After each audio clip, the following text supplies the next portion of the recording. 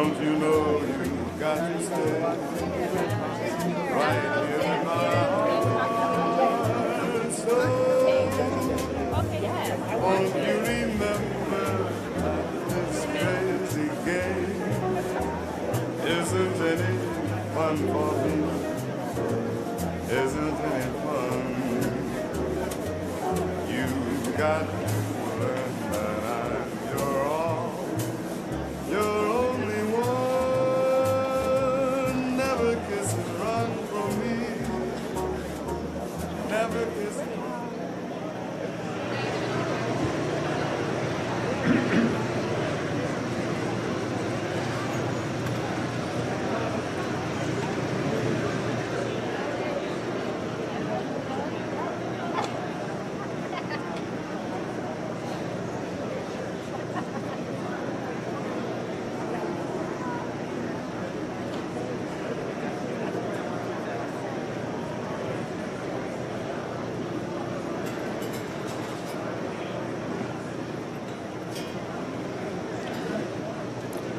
Good morning. Everybody's here, that's great. I'm Dennis Elsis, and I'm on the air every weekday afternoon on WFUV, weekends on Sirius XM's Classic Vinyl, and every week I co-host the Beatles Fab Forum on the Sirius XM radio. It was 44 years ago, September 28th, 1974, that I got to spend more than 2 hours talking live with John on WNEW-FM. It was an unforgettable experience that remains a top highlight for me of my broadcasting career.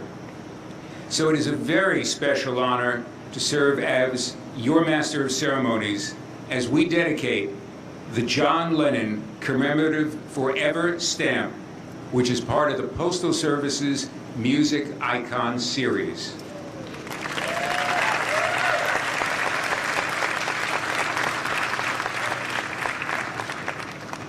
It's so wonderful to see the outpouring of love and support for John from so many people. He would have welcomed a celebration in Central Park, the heart of New York, and the city that first introduced John to America. Before we get started, I would ask everyone to silence their phones, please. We're going to begin our ceremony with the presentation of colors by the New York Police Department Color Guard, followed by the national anthem, performed by Shireen Pimentel, who made her Broadway debut at age 10 in The Lion King, and is currently studying at the Juilliard School.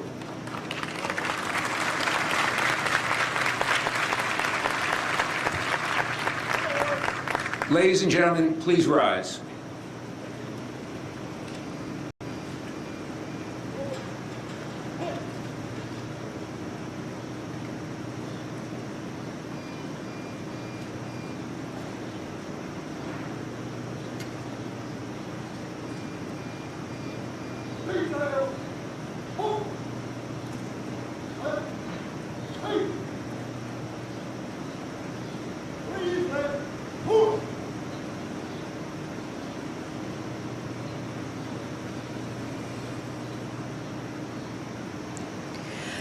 Oh, say, can you see by the dawn's early light what so proudly we hailed at the twilight's last gleaming, whose broad stripes and bright stars through the perilous fight o'er the ramparts we watched were so gallantly streaming. And the rocket's red glare, the bombs bursting in air, gave proof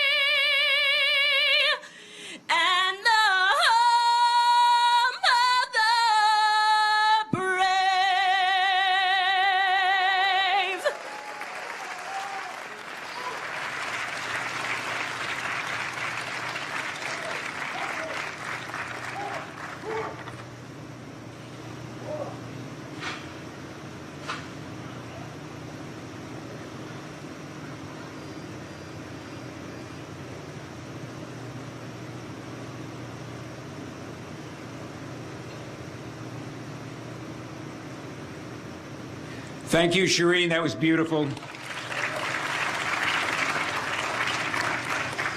If you are sharing this ceremony on social media, we ask that you use the following hashtags: music icons and John Lennon stamp. That'll help to spread the news about this wonderful stamp and today's event. And I'm pleased to announce that today's event is being recorded and posted on Facebook. So we welcome our viewers on Facebook. Thanks for tuning in today. We appreciate it.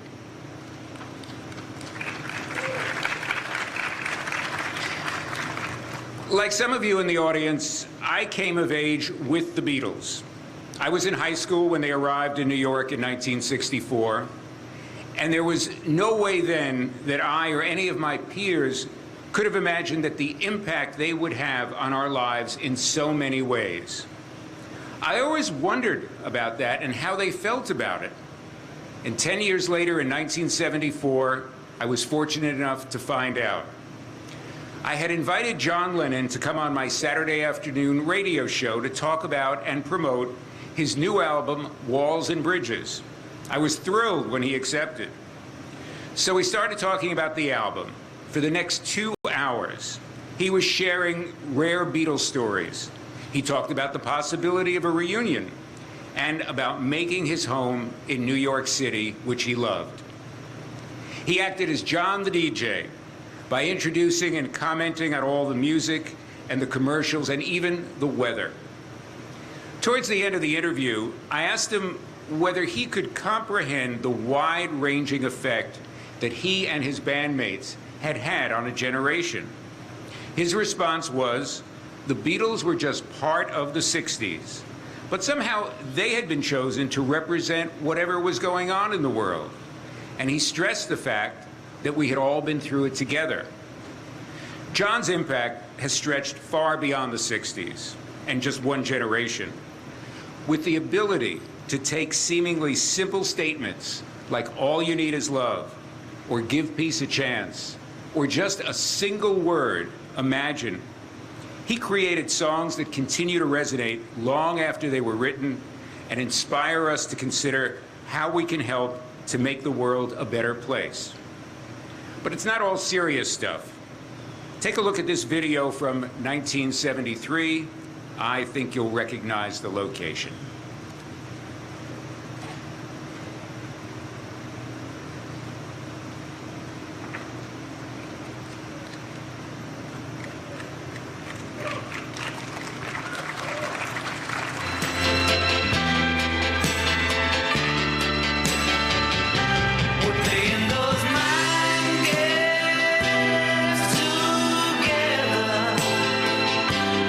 Pushing the barrier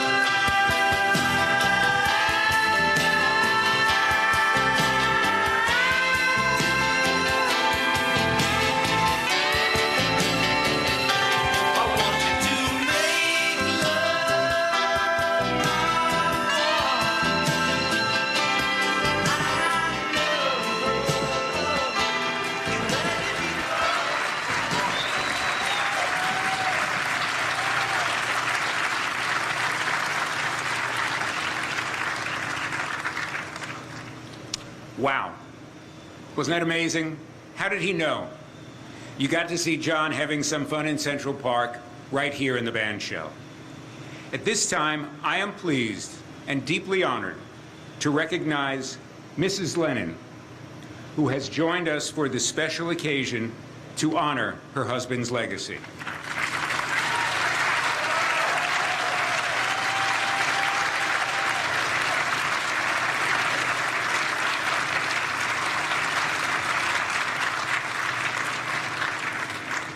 I would also like to recognize several honored guests in the audience, so please stand as I call your name.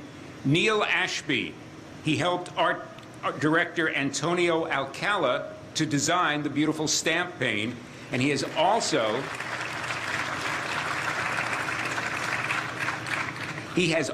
helped to design all of the USPS Postal Service's Music Icon series.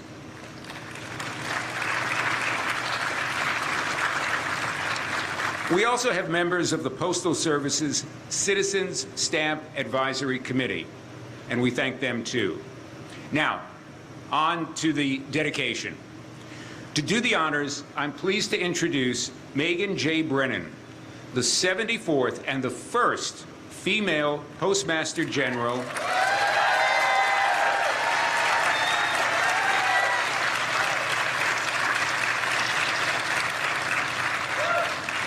Megan J. Brennan, the 74th and the first female Postmaster General and Chief Executive Officer of the U.S. Postal Service.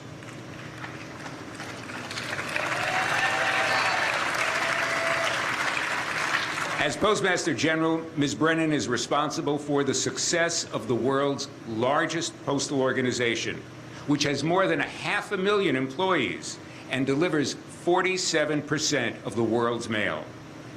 Under her leadership, the Postal Service is introducing innovative products and using data and technology in new ways to deliver for the American people. Ladies and gentlemen, please welcome Postmaster General Megan J. Brennan.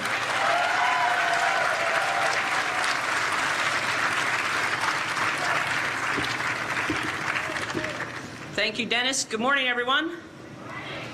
Thank you for joining us today in beautiful Central Park. It's an honor to be here representing the dedicated men and women of the United States Postal Service, 630,000 strong.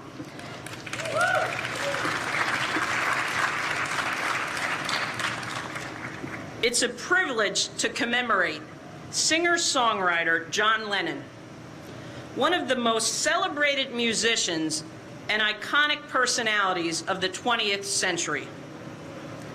Most Americans were introduced to John Lennon on a single night in February 1964. That evening, 73 million viewers tuned in to watch the Beatles on The Ed Sullivan Show. Those four young men from Liverpool, with tremendous creativity and musical ability, would quickly revolutionize and redefine rock and roll. Over the course of John Lennon's career, from the small venues of Liverpool and Hamburg to stadium performances and worldwide acclaim and adoration, popular music became infinitely varied, open to a wider array of expression, and more reflective of tremendous cultural change. From his time with the Beatles through his final award-winning album with Yoko Ono, Double Fantasy,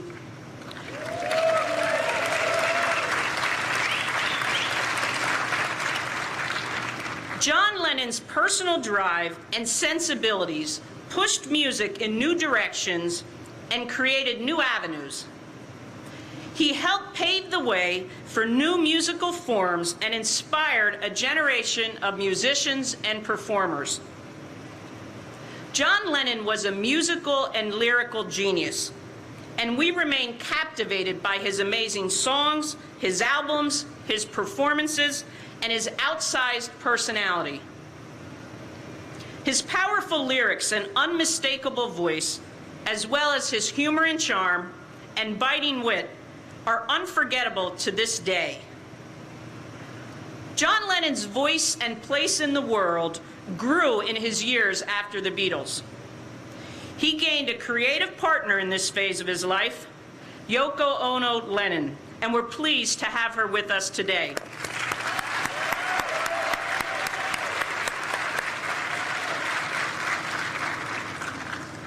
John Lennon was a citizen of the world and indelibly British, but he chose New York City and the United States as his home.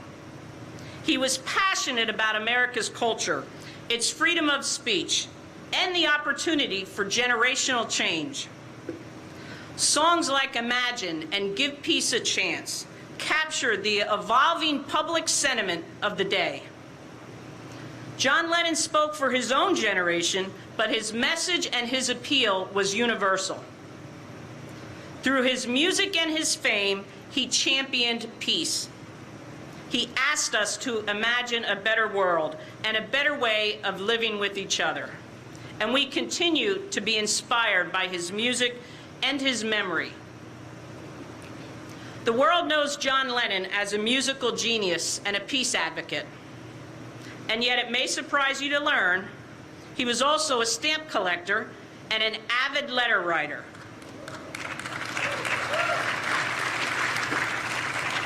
Family, friends, and fans received attentive handwritten notes and thoughts throughout his life, which no doubt reflected his mastery of language and lyrics. As a boy, he said he was able to see the world through the stamps he collected. John Lennon had an artist's eye and a passion for the imagery and storytelling associated with the postage stamp. And I'm pleased to announce that the Smithsonian National Postal Museum in Washington, D.C. will be honoring John Lennon with an exhibit of his personal stamp collection, which starts today.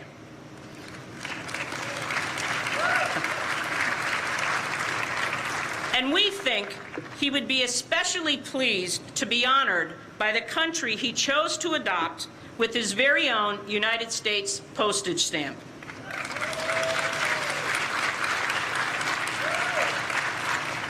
The John Lennon stamp is the most recent addition to a series of stamps commemorating music icons.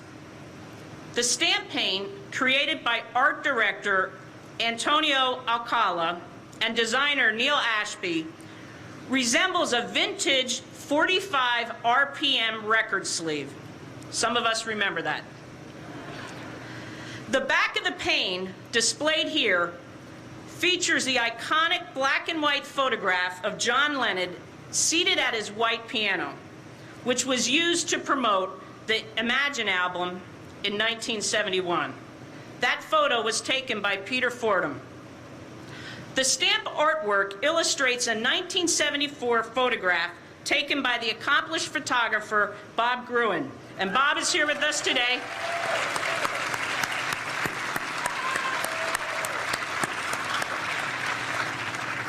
And Bob will be up in short order to share a story or two.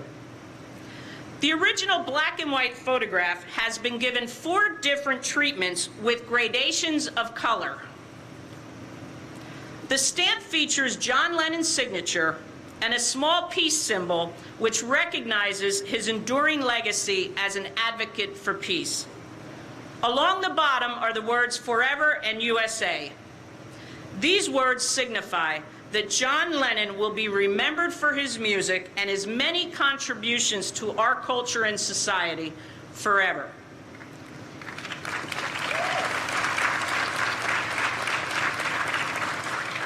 And now, on behalf of the United States Postal Service, I would like to invite our distinguished guests to please join me in dedicating the John Lennon Commemorative Forever Stamp.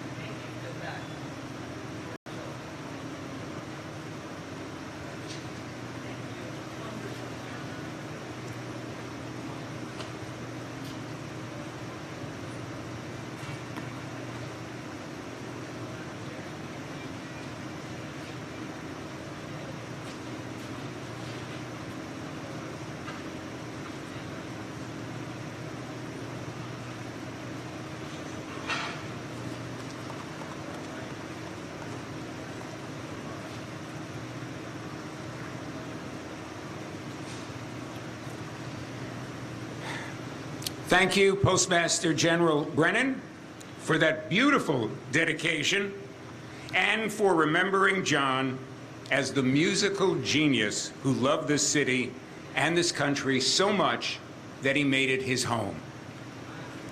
I'm pleased to introduce our next speaker, Bob Gruen.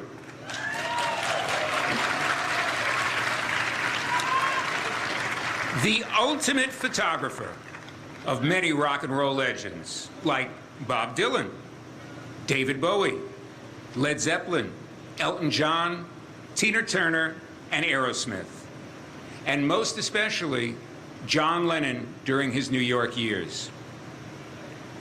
It is Bob's photo for the Walls and Bridges album that is featured on today's Music Icon stamp.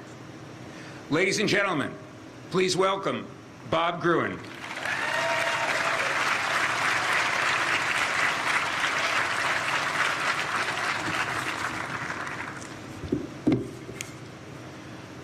Well, thank you all for coming here today.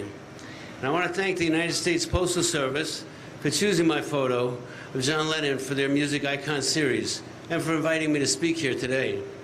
And I want to thank my mother, who taught me photography, and she was an avid stamp collector all her life. So, Mom, this one's for you.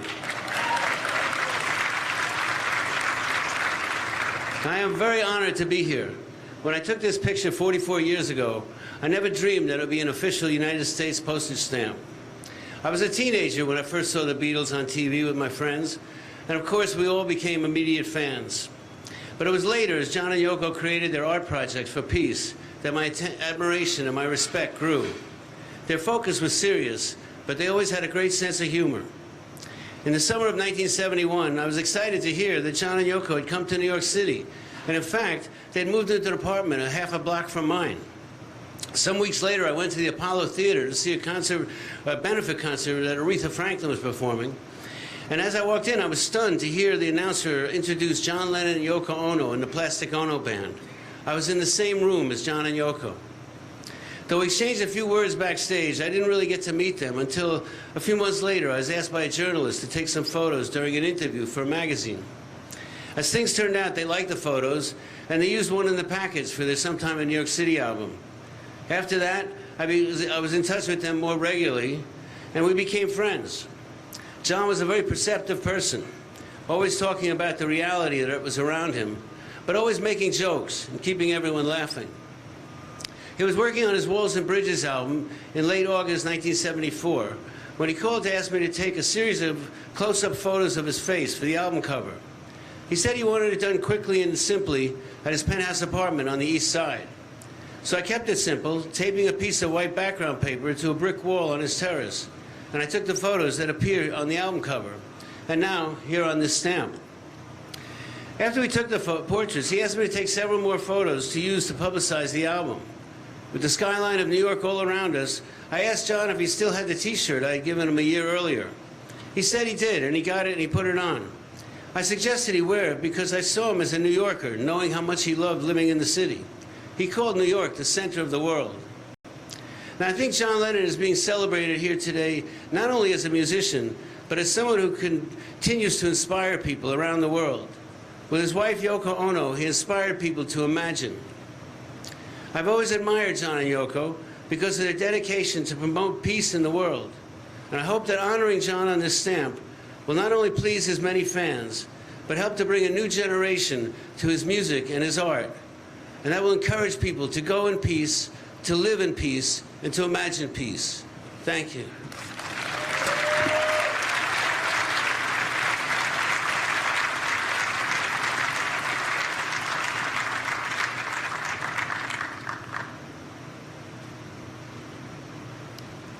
Thank you, Bob. Great trip down memory lane. At this time, I am delighted to introduce a very special guest speaker, Sean Ono Lennon.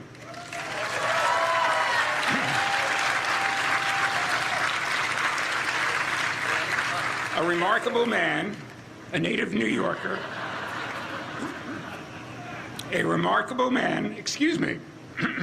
a remarkable man. Do you want to read it? And native New Yorker who has charted his own journey as a musician, songwriter, and producer, and as an activist for environmental and social causes. We're honored to have him join us. Please give a warm welcome to Sean Ono Lennon. Thank you very much. I'm very excited to be here and thrilled.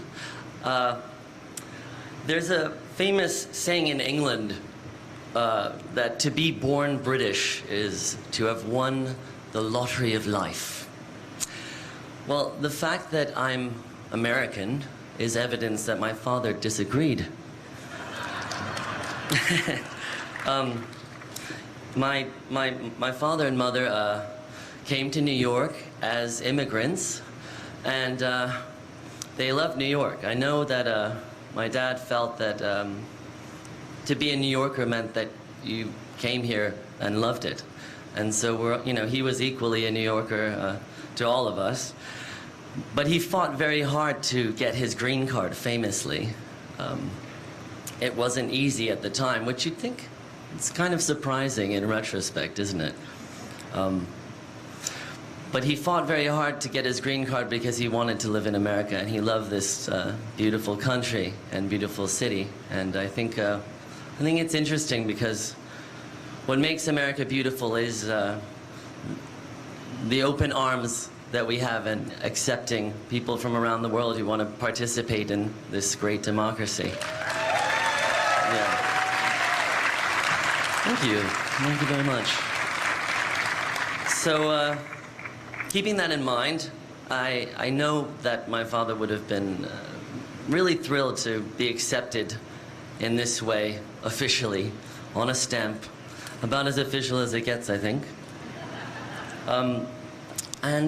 Yeah, so I just wanted to say that. And I know he'd be thrilled, as I am, as my mom is. And I'd like to introduce her. She'd like to say a few things. I'm going to go fetch her now.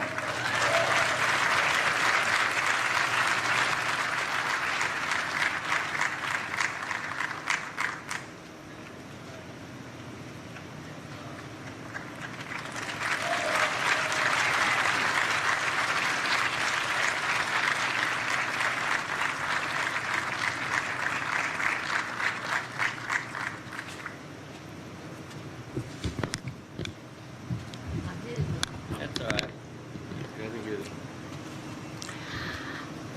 I like this USA Forever. I don't know who thought of it, but when John died, and I said there'll be no funeral for John because John is going to be forever. And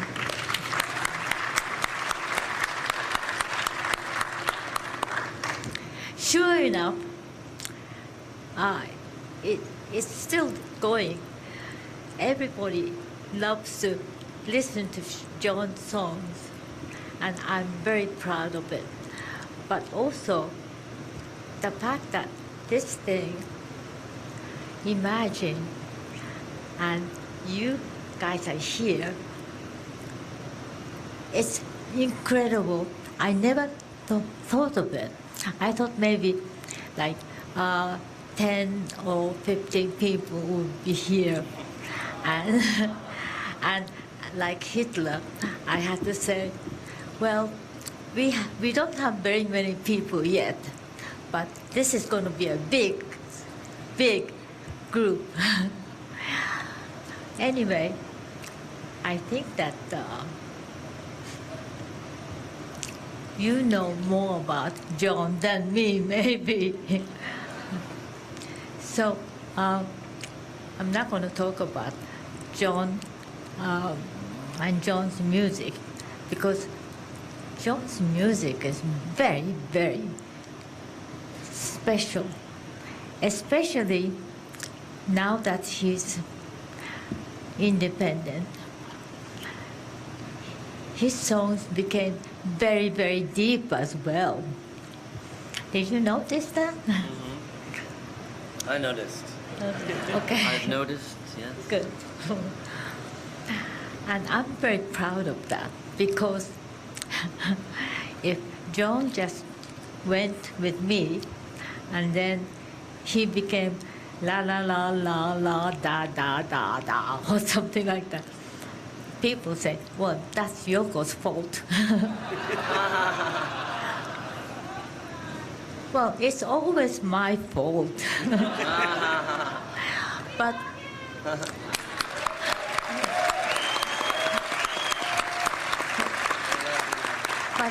I had so much enjoyment being with John. I am so lucky. I feel very, very lucky.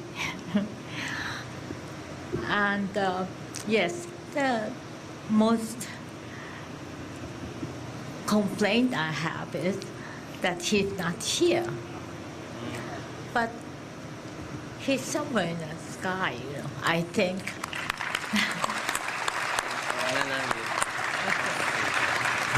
That's great. Thank you. And thank you so much for being here today.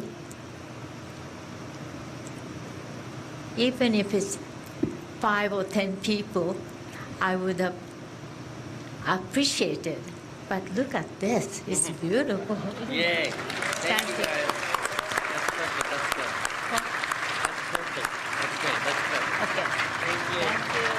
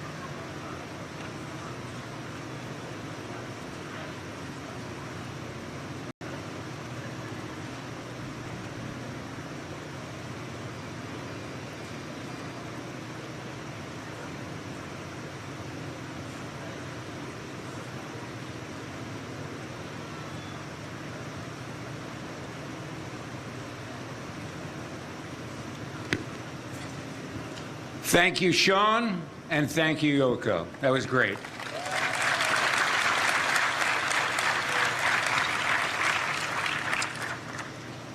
As we close today's ceremony, I think this video speaks millions of words.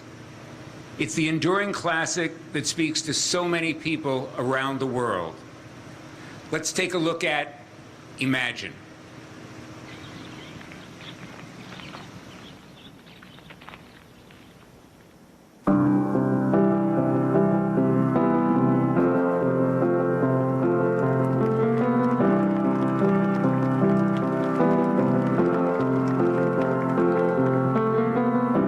Imagine there's no heaven.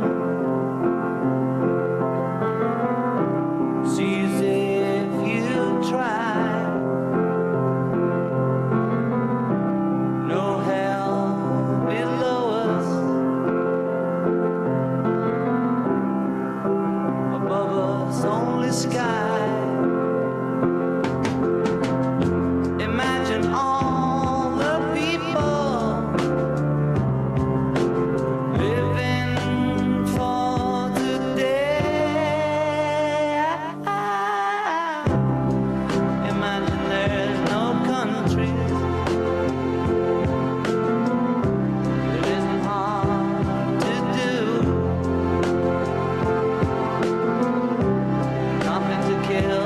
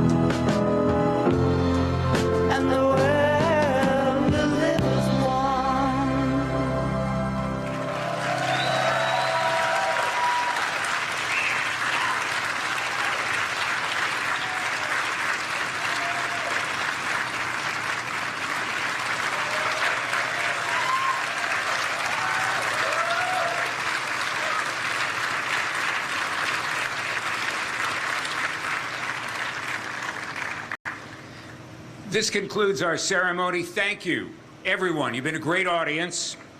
And we owe special thanks to the NYPD Color Guard and Shireen Pimentel from Juilliard.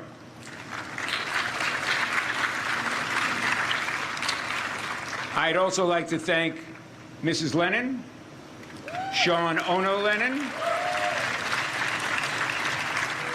Postmaster General Megan J. Brennan, the U.S. Postal Service, photographer Bob Gruen,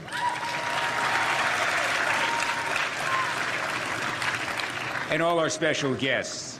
Before you go, you can purchase the John Lennon Commemorative Forever Stamp and other items at the retail trucks behind you, back of the plaza. Thank you. Have a great day.